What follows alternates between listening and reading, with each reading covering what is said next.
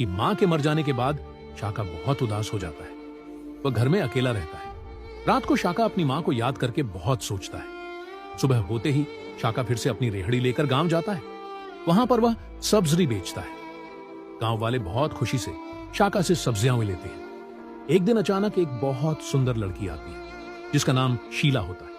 वह शाका से सब्जी लेने आती है। सब्जी लेने के बारे में शाका और शीला दोनों आपस में बातें करते हैं। बातें करते करते दोनों को देर हो जाती है। फिर अचानक शाका थोड़ा उदास हो जाता है। शीला शाका से पूछती है, आप क्यों उदास हो?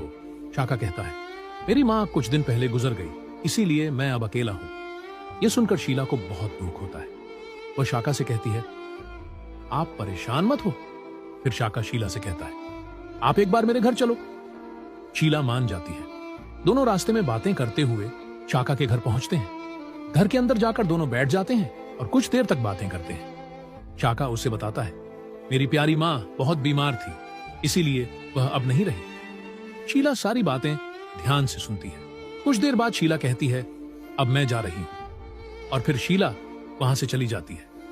अगले दिन शाका फिर से अपनी रेहड़ी निकालता है और सब्जियां लेकर गांव जाता है। वहां पर फिर से शीला आती है। शाका और शीला फिर से बातें करते हैं। बातें करते करते शाका शीला को प्रपोज कर लेता है। शीला भी शाका को बहुत पसंद करती थी, इसलिए दोनों बहुत खुश हो जाते हैं और आपस में